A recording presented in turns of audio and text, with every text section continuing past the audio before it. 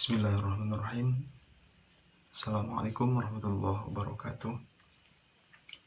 Innal hamdalillah nahmaduhu wa nasta'inuhu wa nastaghfiruh wa na'udzu billahi min shururi anfusina wa min sayyiati a'malina.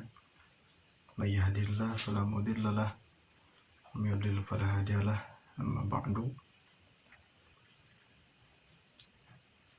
Yang kami hormati Bapak Kepala Sekolah SMK Yapri Sumedang, tak lupa kepada rekan-rekan pendidik, staf pendidik dan staf kependidikan yang kami hormati.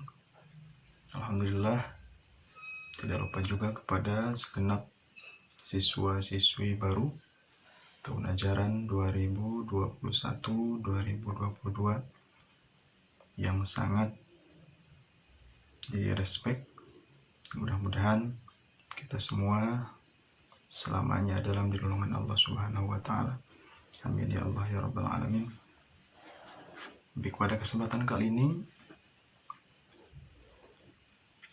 kebetulan sekarang masa MPLS, masa pengenalan lingkungan sekolah, dan pada pagi hari ini kita akan membahas sebuah judul tentang tata krama atau kesopanan.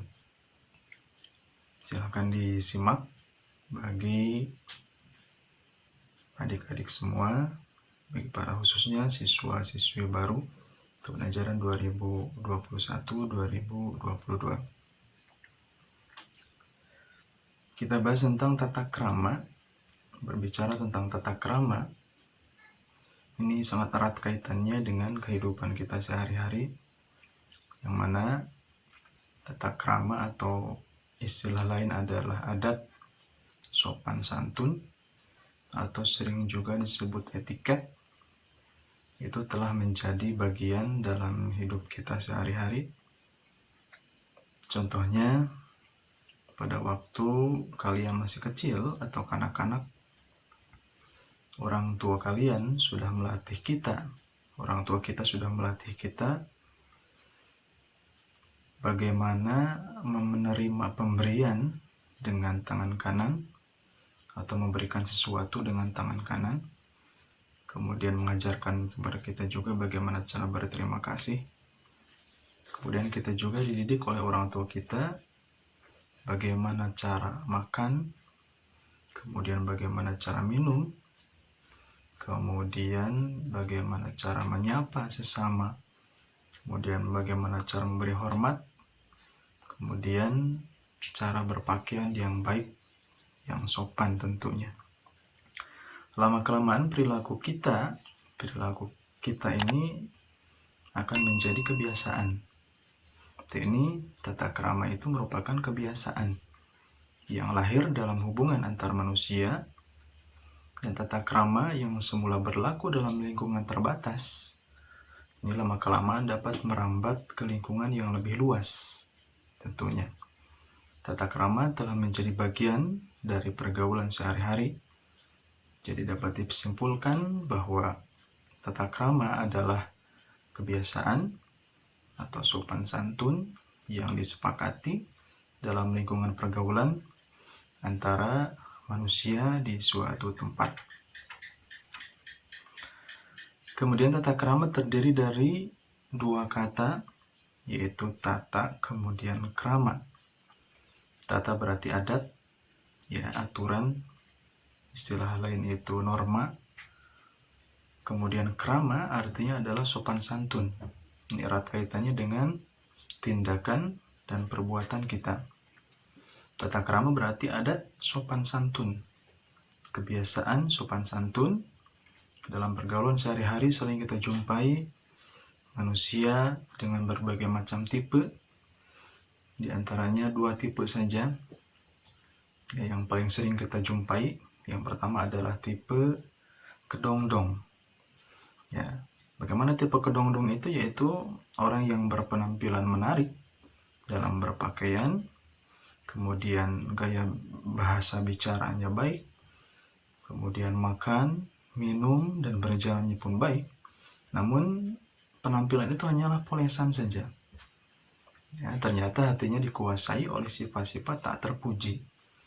Ya, contohnya suka dendam, kemudian egois, kemudian suka menyakiti hati, dan lain sebagainya.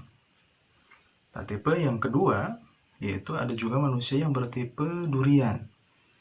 Ya, kita tahu bahwa durian berpenampilan tidak menarik, ya, kasar, kemudian sama sekali tidak mengundang simpati, namun berhati emas. Ini ya, kemudian rendah hati, suka memaafkan, suka menolong, dan menghargai orang lain. Kulit durian memang tajam dan kasar, tetapi buah durian terasa enak kalau dimakan.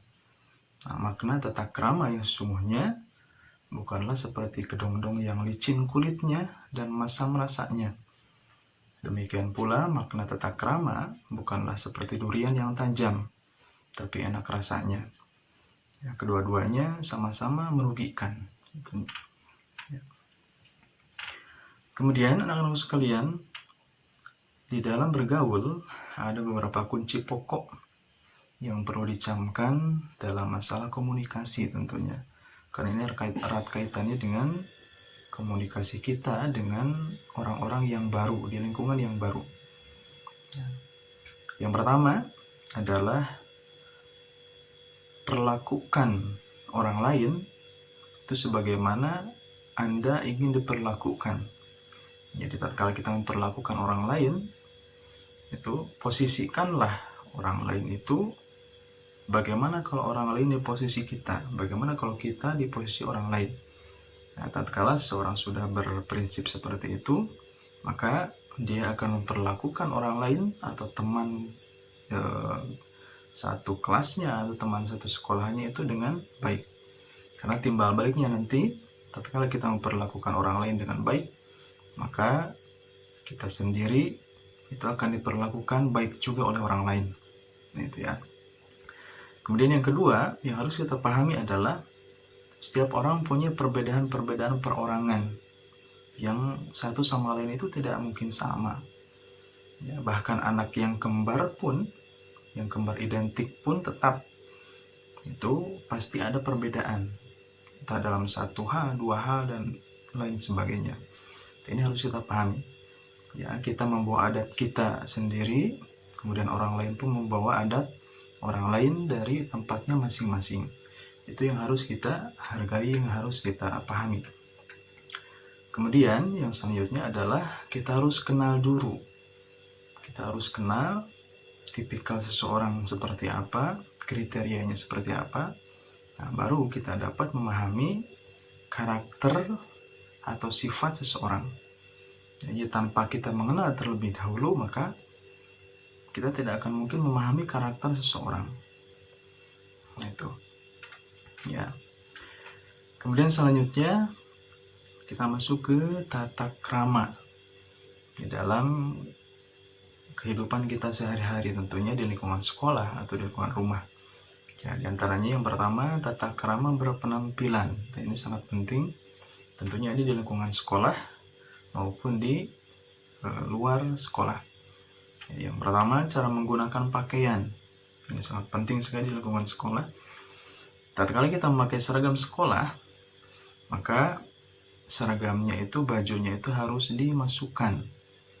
Ya, kemudian harus pakai dasi, kemudian pakai sabuk hitam, ya, kemudian seragam putih abu-abu.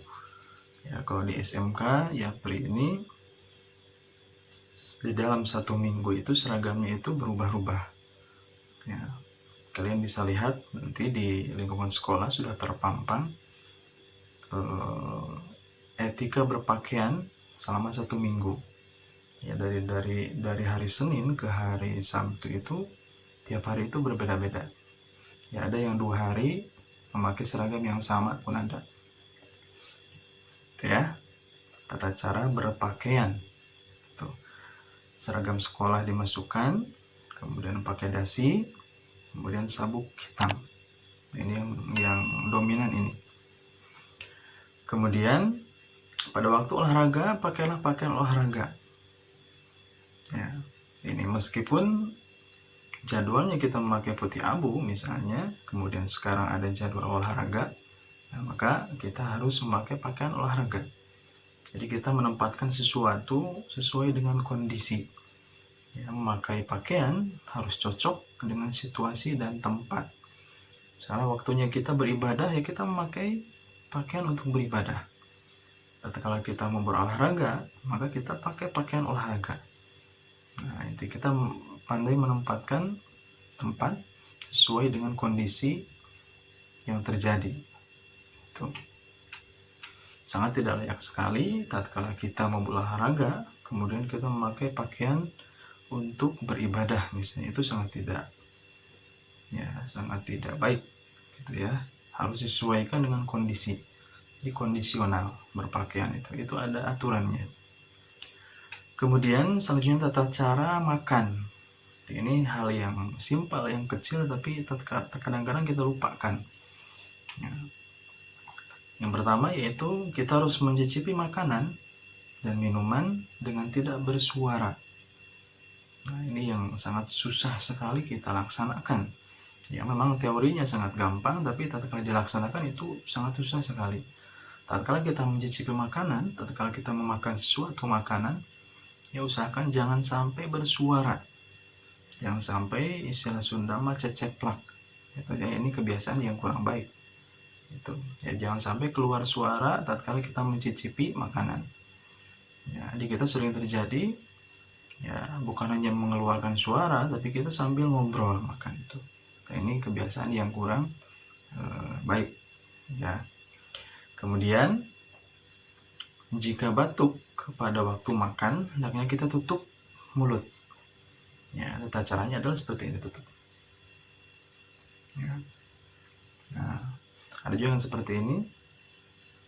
Nah, tapi ini caranya kurang efektif. Ya, jadi yang paling baik adalah ketika batuk itu ditutup pakai pergelangan tangan. Itu etika ketika kita makan, kemudian kita batuk. Ya, dikhawatirkan makanan yang kita makan nanti itu akan berhamburan keluar kalau tidak ditutup. Kemudian yang selanjutnya yang kadang-kadang kita lupakan yaitu berdoa sebelum dan sesudah makan. Nah, ini harusnya jangan sampai lupa ya, karena makan merupakan kebutuhan kita sehari-hari. Setiap hari kita pasti makan. Ya, meskipun orang yang berpuasa pasti sebelum subuh sahur dia makan. Kemudian tatkala berbuka puasa pun makan. Ya. Kemudian selanjutnya yaitu tata cara menggunakan fasilitas umum. Nah, ini di sekolah ini banyak fasilitas yang memang disediakan untuk umum, jadi bukan untuk pribadi. Ya, karena segala sesuatu fasilitas yang ada di sekolah itu adalah milik kita, milik umum. Bagaimana cara memakainya, bagaimana cara menggunakannya? Ya, yang pertama yaitu kita harus membuang sampah pada tempatnya. Ya, atau kalau kita ganti istilah lain yaitu menyimpan sampah pada tempatnya. Ya, tuh banyak disediakan di sini tempat-tempat sampah. Ya, silahkan tatkala beres makan sesuatu makanan maka langsung disimpan ya, ke tempatnya. Kemudian selanjutnya jagalah kebersihan baik di dalam kelas maupun di sekitar halaman. Jadi kita peka tatkala melihat sampah sedikit pun kita langsung bersihkan, kita langsung simpan pada tempatnya. Kemudian di sekolah juga ada taman umum itu atau tanah yang ditanami oleh tanaman-tanaman, itu pun harus kita jaga kebersihannya. Ya, karena kadang-kadang hewan-hewan yang kotor itu bersembunyi di sana. Jadi kita harus rutin membersihkan. Kemudian selanjutnya tatkala pentingnya yaitu kita harus berlaku sopan tatkala berkendara di jalan. Nah, ini ya, kita harus sopan tatkala berkendara di jalan atau tatkala kita berjalan dengan memakai kendaraan. Tidak ada etikanya, ada sopan santunnya. Tuh. Itu sekilas tentang tata krama ya, atau kesopanan. Jadi keseluruhan ini bisa kita simpulkan bahwa etika, tata krama atau sopan santun ini merupakan hal yang paling utama ya, apalagi kita berada di lingkungan sekolah, di lingkungan pendidikan, yang tentunya itu sangat kita utamakan. Ya, adab, akhlak, sopan santun itu yang paling utama. Ya, masalah kepintaran dan lain sebagainya itu kedudukannya adalah di setelah akhlak dan adab. Nah, itu karena etika sopan santun itu nomor 1. Ya, itu saja, mungkin tidak panjang lebar yang Bapak sampaikan. Mudah-mudahan kalian bisa mencerna dan memahami sebelum masuk ke lingkungan sekolah yang sungguhnya kita beri pembekalan seperti itu, dan mudah-mudahan ini bermanfaat ya. Satu kali lagi selamat datang di SMK Yapri Sugdang. Untuk siswa-siswi baru, selamat bergabung, kemudian selamat belajar ya, meskipun pembelajarannya masih online, masih daring ya, tapi ini tidak menghalangi kita untuk terus belajar. Kemudian kita harapkan kalian semuanya bisa aktif, bisa berinteraktif dengan siapapun. Ada tugas dari siapapun silahkan dilaksanakan, kemudian diikuti tata caranya dan sebagainya, mengikuti peraturan yang ada. Itu saja yang bisa Bapak sampaikan. Mudah-mudahan ini bisa menjadi bekal untuk kalian semua. Ya, sekali lagi terima kasih kepada pihak sekolah. Kemudian terima kasih juga atas kepercayaan kalian ya untuk menimba ilmu di SMK kami. Khudh ma supa wa da'al kadar. Akhirul kalam. Assalamualaikum warahmatullahi wabarakatuh.